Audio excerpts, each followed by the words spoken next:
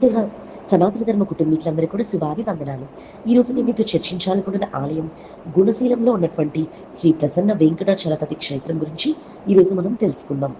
కలియుగ దైవంగా పిలిచే వెంకటేశ్వర స్వామి మానసిక సమస్యలను తగ్గించే ధన్వంతరిగా, కోరిన కోరికలు తీర్చే కొంగు బంగారంగా పూజలు అందుకుంటున్న మహిమాన్విత క్షేత్రమే గుణశీలం ప్రసన్న వెంకటాచలపతి క్షేత్రం. ఒక మహర్షి కోరిక మేరకు స్వామి ఇక్కడ కొలువు తీరడని స్థల పురాణం. ఇలా వైకుంఠమై అలరాడుతున్న ఈ ఆలయం చోళుల కాలం నాటిదని ప్రతీతి. గుణశీలం ప్రసన్న వెంకటాచలపతి ఆలయం కావేరి నది ఒడ్డున ఆకట్టుకునే నిర్మాణ శైలితో వెలిసిన కలియుగ వైకుంఠం. తమిళనాడు తిరుచిరాపల్లికి సుమారు 25 కిలోమీటర్ల దూరంలో ఉన్న గుణశీల గ్రామంలో వెంకటేశ్వర స్వామి స్వయంభూగా కొలువు తీరి పూజలు అందుకుంటున్నాడు. అభయముద్రతో శంఖ చక్రధారి చతుర్భుజుడిగా దర్శనమిస్తూ ఉన్నాడు. ప్రసన్న వదనుడైనటువంటి ప్రసన్న వెంకటేశ్వరుడు గుణం అంటే చికిత్స, శీలం అంటే ప్రాంతం, భవరోగ చికిత్స కేంద్రంగా పేరు పొందిన గుణశీలంలో స్వామి స్వయంభూగా ఎందుకు కొలువు తీరాడో ఇవాళ మనం తెలుసుకుందాం. పూర్వం ఈ ప్రాంతంలో గుణశీలుడు అనే ఋషి ఉండేవాడు. ఇక్కడి ఒక ఆశ్రమాన్ని నిర్మించుకొని చుట్టుపక్కల ప్రజలకు ఆధ్యాత్మిక జ్ఞానాన్ని అందించేవాడు. ఒకసారి ఆ తాపసి తన గురువుతో కలిసి హిమాలయాలకి వెళ్తాడు. తిరుగు ప్రయాణంలో తిరుమలకు చేరుకుంటాడు. అక్కడ వెంకటేశ్వర స్వామి దివ్యమంగళ స్వరూపాన్ని దర్శించుకొని ఆనంద పరవశుడు అవుతాడు. శ్రీనివాసుడు తాను ఉంటున్న ప్రాంతంలో కొలువు తీరి భక్తులను అనుగ్రహించాలనే సంకల్పంతో స్వస్థలానికి తిరిగి వచ్చి కఠోర తపస్సు చేస్తాడు.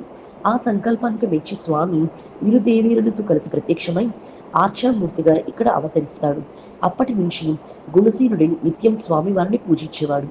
కొన్నాళ్లకు తన గురువు ఆదేశానుసారం నైమిసారణ్యానికి బయలుదేరి వెళ్తూ వెంకన్న పూజాధికాల బాధ్యతను తన ప్రియ శిష్యుడికి అప్పగిస్తాడు గుణశీలుడు. సరిగ్గా అదే సమయంలో కావేరి నది ఉప్పొంగింది. అడవిలో క్రూర మృగాల సంచారం కూడా ఎక్కువైంది.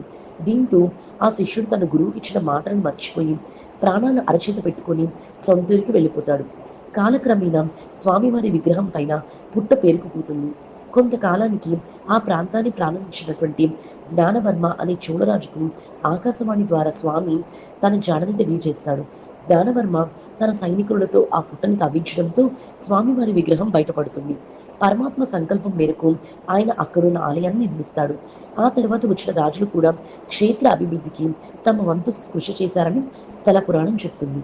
శ్రీమన్నారాయణుడు ప్రసన్న వెంకటాచలపతిగా పూజలు అందుకుంటున్న ఈ ఆలయం 108 అభిమాన వైష్ణవ క్షేత్రాల్లో ఒకటిగా ప్రసిద్ధి పొందింది. శ్రీదేవి భూదేవి సమేతుడై దర్శనమిచ్చే ప్రసన్న వెంకటేశ్వరుడు మనోనియామకుడిని, జగన్ నుండి మానసిక వైద్యులను కూడా నయం చేస్తాడని ఒక నమ్మకం. అందుకే ఎక్కడెక్కడి నుంచో వచ్చి 48 రోజుల పాటు స్వామివారిని సేవించుకుంటారు. అలా భక్తులు తీసుకొచ్చే మానసిక రోగుల కోసం ఆలయం ఆధ్వర్యంలో ఒక పునరావాస కేంద్రాన్ని కూడా ఏర్పాటు చేశారు. వైద్యుల పర్యవేక్షణలో స్వచ్ఛంద సేవకుల సహాయకులంతో పనిచేస్తుంది ఇక్కడ కేంద్రం.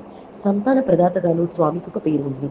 మూల విరాట్ దర్శనం అయ్యాక ఉపాలయాల్లో నరసింహస్వామి, నవనీత కృష్ణుడు, వరాహమూర్తి, శ్రీదేవి భూదేవి తదితర దేవతామూర్తుల్ని కూడా మనం చూడవచ్చు. ఏడాదికి ఒకసారి బ్రహ్మోత్సవం, తెప్పోత్సవం, పవిత్రోత్సవం వంటివి అంగరంగ వైభవంగా స్వామికి నిర్వహిస్తారు. తిరుమలలో తిరుమంజనం ఏడాదిలో కొన్నిసార్లు చేస్తారు. కానీ ఇక్కడ మాత్రం నిత్యాభిషేకం జరుగుతుంది. అభిషేకం తర్వాత ఆ పవిత్ర జలాన్ని, తిరుచందనాన్ని భక్తులకు ప్రసాదంగా పంచిపెడతారు. ఈ క్షేత్రం 2 తిరుమలగా ప్రసిద్ధిగాంచింది. 7 కొండలు ఎక్కలేని వారు గుండె నిండా భక్తితో గుణశీల చేరుకుంటే స్వామి తప్పకుండా అనుగ్రహిస్తాడు.